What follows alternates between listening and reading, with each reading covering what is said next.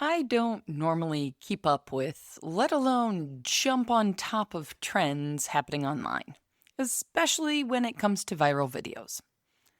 But there is a video going around social media recently that I just can't let go of without saying something, for the record, to live forever and ever here on the podcast.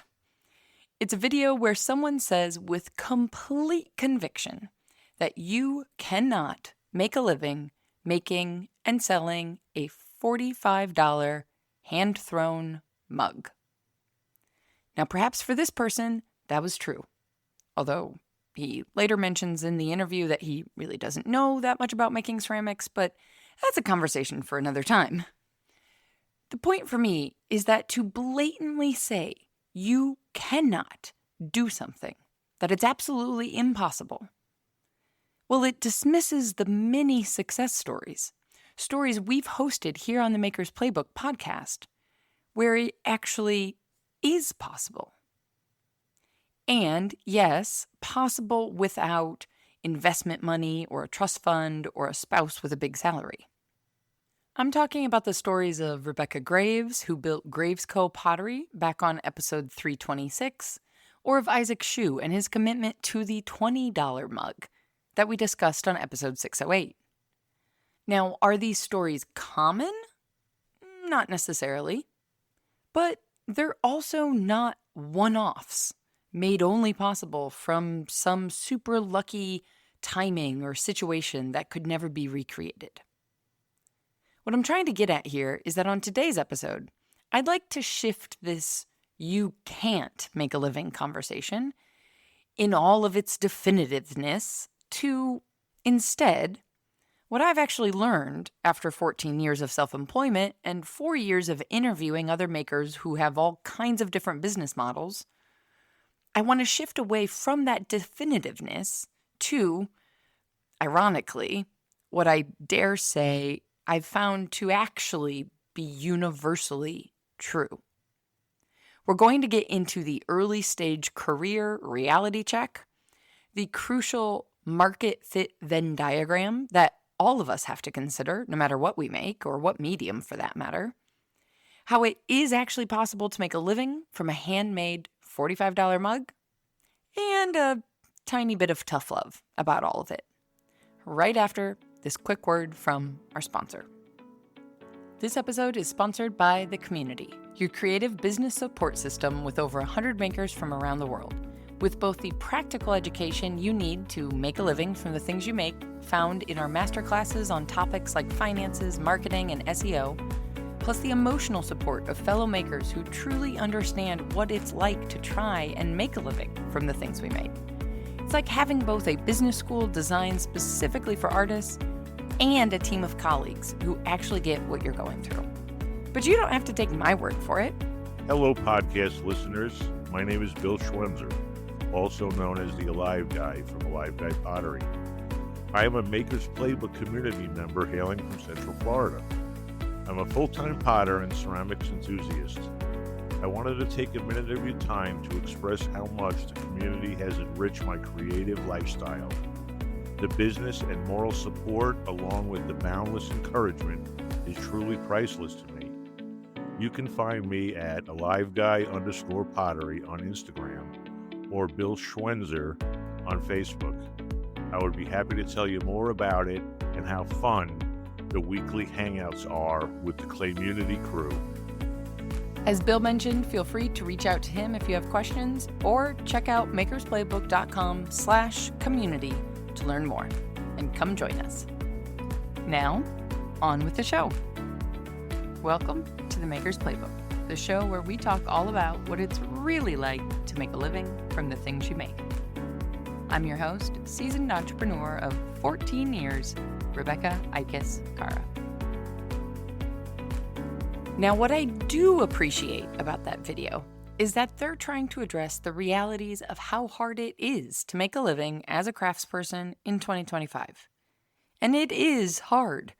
And yes, there are a lot of other artists and craftspeople out there who make it work for themselves by having multiple income streams. whether that be their own teaching or workshops, or whether that be income from a spouse or a partner or a family member, etc. As I've worked to share as diverse of business model stories as possible these last 4 years here on this podcast, it's been very easy to find examples of stories like these with other income streams. But those aren't the only examples out there by any means. But before we get into all of that, let's start with something that seems to not really get flushed out in these conversations. Early stage career expectations. Now, while I firmly believe we all, by nature of our shared humanity, need to be paid livable wages, at the same time, even if you're working an office job that has nothing to do with the arts, your first year in any career, you're going to make less money than you will years later when you're better at your job. When you have more training, more skills, more knowledge around what you're doing, when you've had more expertise in traditional employment, you generally get promoted and thus paid more. When I first started my photography career, I charged 5 times less than what I charged last year, 14 years later. Of course I did. I wasn't as good 14 years ago as I am now.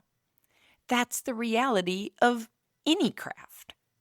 But it's also the reality of any career. To assume you can come straight out of the gate from design school or art school, or after touching clay for the first time and 1 year later wanting to make it your livelihood, to think that quickly we all can immediately become a full-time artist without needing to supplement your income with another job? Well, I'm sorry, but I don't think it's realistic. Now, that's not to say that someone straight out of art school doesn't have brilliant ideas, or that someone who's only gotten into clay recently doesn't deserve a livable wage. They do. But for most of us, to learn a skill to a point of professional proficiency takes time. And there's not a lot of ways you can shortcut that time. In fact, let's just remove the human skills side altogether. Just talk about business. Most businesses do not have a profit margin within their first couple of years. Not even Amazon turned a profit at the beginning. Instead, what they did was have a certain amount of investment money that allowed them to get through those first few years without actually earning any money. And that investment money allowed Amazon to test out their concept, make some adjustments, get better at what they wanted to do, and frankly, get everybody addicted. And eventually, well, we know where we're all at now. For artists and craftspeople without investors, this often can look like either a loan from potentially a family member, a loved one, or a traditional deal with a bank, or money coming from other income streams to pay the bills while you get started. When I started my photography business, in order to not take out a business loan, I worked as a barista and a nanny at the same time. Typically, those two roles are the opposite time of day, early morning and late into the evening. Yes, you can only get through this with the energy level and sleep deprivation abilities of a 23-year-old, but I digress. Eventually, I got better at my craft. I got better at talking about my craft to other people. I got better at sales and marketing and business. And after about 2.5 years, I could quit those jobs and charge what I was worth because I was actually better.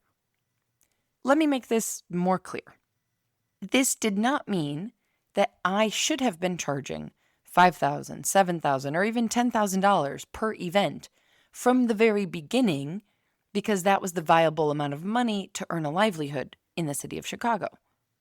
I wasn't that good at photography in the beginning to charge that kind of money.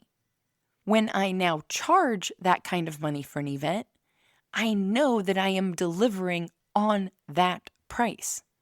Because I'm not only better at the craft of photography and the end results of the photos that I deliver, I'm also better at communicating with clients and helping them problem solve and a whole host of other things that actually go into what they're paying for. If I had tried to charge $10,000 when I didn't have the skills to match that, gross. It would have been disingenuous. Frankly, it would have been manipulative marketing if all it was based on some marketing skills and not actual photographic skills that I needed to deliver on. So part one of this viral video discussion of mine here, I want us to normalize the early stage career phase and stop expecting to have a miraculous drug of virality and instant success that the internet has pitched to so many of us. It takes practice and time to become a proficient professional at any career, craft or not. It's simply that in traditional employment, there's already a built-in hierarchy, for better or for worse, that recognizes this, that allows you to get that first job straight out of school and then work your way up the ladder. We know this if we think about a basic desk job. And while there are plenty of things less than great about traditional corporate desk jobs that we could unpack on a different podcast episode, at least in my personal experience, there's not really an honest workaround for the early years we all have to go through to get better at our careers. And that applies to craft even more. But let's get back to this particular statement. Quote, "You can't make a living from a $45 mug." End quote. What this statement misses is a second half of the sentence. And I did keep listening. I'm not just editing the statement for my personal benefit here. There wasn't a second half, or at least not the second half I was looking for, that would have put this statement into context and made sense for me. Here are some of the examples of what I had in mind for that second half of the sentence. You can't make a living from a $45 mug if that singular mug takes you 3 hours to make. You can't make a living from a $45 mug if you live by yourself in New York City or Sydney or probably any major urban center, given the universal cost of living these days. You can't make a living from a $45 mug if you carved that mug out of a material that cost you $30 in supplies in the first place. What these examples are hinting at is what I'm going to begin calling the Market Fit Venn Diagram. The Market Fit Venn Diagram is where our crucial elements of making and business overlap. The work you want to make, combined with the audience that wants to purchase that work, combined with the cost of that work to yourself, both in the physical goods and the supplies that you need to produce it, and your time, combined with your personal cost of living. Success, the traditional definition, happens when you find yourself in the center of where these crucial Venn diagram circles overlap. The overlap is the universal truth and through line of any success story you've heard here on the podcast. From Isaac Shu's $20 mug to Kate Schrader's $200 mugs. Both of these makers, along with many others that we could discuss, understood this Venn diagram. Understood it over time. Let's be clear, they still had those awkward early career stages as well. And they eventually matched up the realities of the delicate balance between the work they wanted to make, the limitations of how to best get that work made proficiently and efficiently, in order to match up the price of their work with not only the audience that was most interested in buying that work, but also with the reality of the income they needed to earn for themselves to earn a livable wage. And spoiler alert, I'm picking these examples because both of them have partners that work full-time in their businesses as well. So, fun fact, no other spousal income secretly paying all of the healthcare bills for me to give these examples. This has everything to do with market fit. That business term for the place where the work you make fits into the world and people looking to buy it. Figuring out your own market fit can include considerations like the style of the work you want to make versus the audience of people you're trying to sell to. When considering the style and the audience, then you also have to consider the price, of course. If you think that you want to sell your work to a luxury audience, pricing it at a cheaper price might actually backfire on you, funny enough. But this episode isn't a deep dive on pricing models, so I'm going to stop myself before going down that rabbit hole. The point is, this Venn diagram of details we all need to consider is going to be a little bit different for each of us.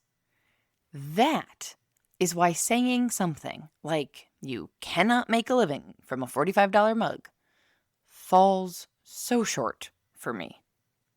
After all, in our 4 Venn diagram circles that we talked about, the work you want to make, the audience who wants to purchase that work, the cost of making the work, both in the supplies and your time, and number 4, your personal cost of living, well, what is your definition of a living? Is it $40,000 a year? Is it $140,000 a year? Is it $400,000 a year?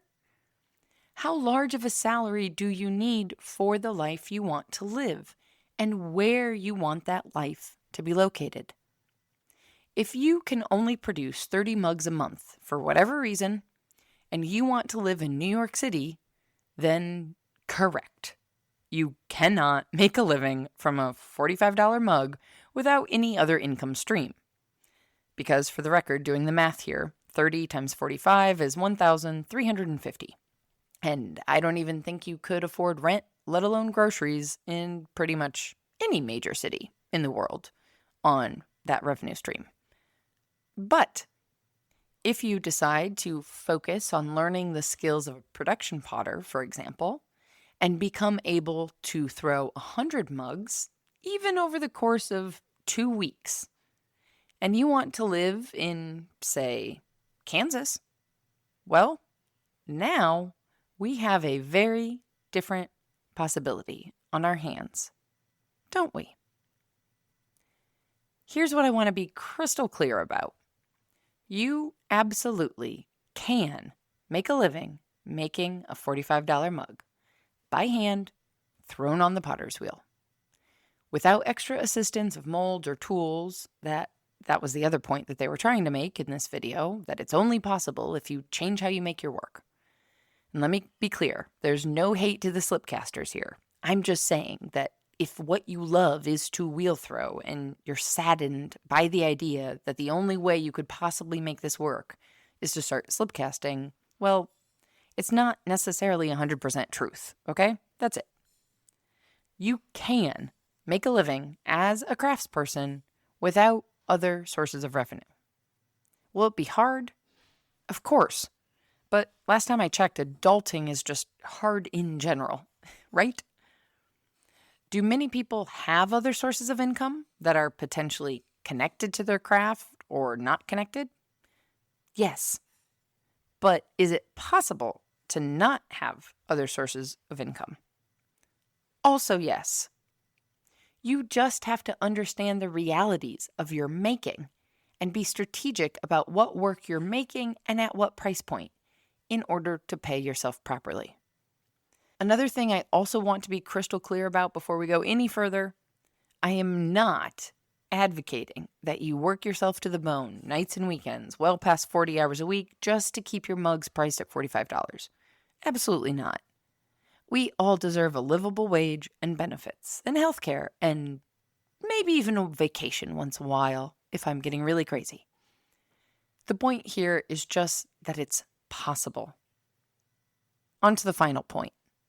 This particular video online mentions that one of the first things you need to learn is how to take photos of your work. The creators seem frustrated by all the other things craft people have to do because all they want to do is make their art. But here's the thing, and this is not a photo course pitch. You know where to find that stuff. If you're saying that you want to make a living from the thing that you make, what you're actually saying is that you want to start a business. And every business out there, big, small, tiny, ginormous, everyone has something the same across all of them. They all, in one way or another, have a marketing department, a sales department, and a fulfillment department. There may only be one employee in all of those departments, and it may be the same employee, like you or me. Or there may be hundreds of employees in any one of those given departments with sub-departments within them. But the reality is, if you want to own a business, and selling the work that you make is owning a business, even if it's a tiny one, then there will always be marketing, sales, and fulfillment that need to happen. Marketing is telling people your work exists. That's the most simplest definition. Sales is obviously people purchasing that work once they know it exists. And fulfillment is the actual making of the work, to fulfill the sales, if you will. The question here isn't whether you can avoid these business realities of marketing and sales. Instead, to me, the better question is, are you willing to put in the time to learn them, get good at them, and find your unique place in the Market Fit Venn Diagram where all the pieces come together? Because when they do, and they do come together, that is when making a living from a $45 mug becomes not just possible, but sustainable. If you go back through the episodes over these last 4 years, you'll hear many stories of people with alternative income streams alongside what they make. And what I appreciate about those conversations so much is the frankness in which that reality is shared, so you can understand how they are able to support themselves in the way you see happening online. That was part of the whole point of this podcast in the first place. But you will also hear many other stories of people who have found a way, found a fit, a niche, a specific gap in the marketplace Venn diagram for what they make and the audience that wants to buy what they make at the price they want to sell it, without any other income supporting them. Or frankly, for many of those stories, without any other income supporting their entire household. I started this podcast 4 years ago because of this very type of conversation. I wanted people to hear the stories of how many different ways it is possible to make a living as a maker. Yes, one way is to create capital A art. Put yourself into a network of higher socioeconomic people and sell what you make for thousands and thousands of dollars. If that's the type of work that excites you and interests you, then cool, go for it. I've been there. But if you want to make a $45 mug, there is actually a way to do that, even if some dude on the internet is currently saying there isn't. As always, there's a lot to figure out here in order to get to that brilliant overlapping center of the 4 Venn diagram circles. And you know exactly where to come if you want to work out finding your own unique solution. It's all happening inside of the community. Whether you need pragmatic education on things like marketing and sales and pricing through our recorded masterclasses, or whether you need to bounce an idea of what you're thinking your unique Venn diagram might be off of another maker who has already found their own unique solution. The community is your creative business support system, and it's like having both a business school designed specifically for artists and a team of colleagues who actually get what you're going through. Here's one of them. Hello, podcast listeners. My name is Bill Schwenzer, also known as the Alive Guy from Alive Guy Pottery. I am a Maker's Playbook community member hailing from Central Florida. I'm a full-time potter and ceramics enthusiast. I wanted to take a minute of your time to express how much the community has enriched my creative lifestyle. The business and moral support, along with the boundless encouragement, is truly priceless to me. You can find me at AliveGuy_pottery on Instagram or Bill Schwenzer on Facebook. I would be happy to tell you more about it and how fun the weekly hangouts are with the Claymunity crew. As Bill mentioned, feel free to reach out to him if you have questions or check out makersplaybook.com/community to learn more and come join us. Your membership directly supports the creation of this very podcast. Until next time, my friends, whether it's a $45 mug or a $450 mug, go get back to making your dreams a reality, because together, we've got this. Audio post-production of this podcast is made possible by help from Christy Kotzfan, with promotional material assistance from Queenie Maliki. The Maker's Playbook podcast is recorded on the original homelands of the Potawatomi, Ho-Chunk, and Menominee people, where the people of Wisconsin's sovereign Anishinaabe, Ho-Chunk, Menominee, Oneida, and Mohican nations remain present.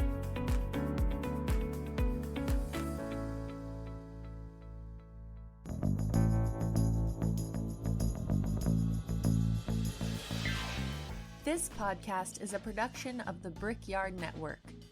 To find out more about our lineup of ceramic podcasts, visit brickyardnetwork.org.